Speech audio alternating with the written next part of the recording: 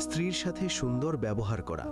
রাসূল সাল্লাল্লাহু আলাইহি ওয়াসাল্লাম বলেছেন, তোমাদের মধ্যে সেই ব্যক্তি উত্তম যে তার স্ত্রীর কাছে উত্তম। দ্বিতীয়, স্ত্রীর ভরণ পোষণ করা।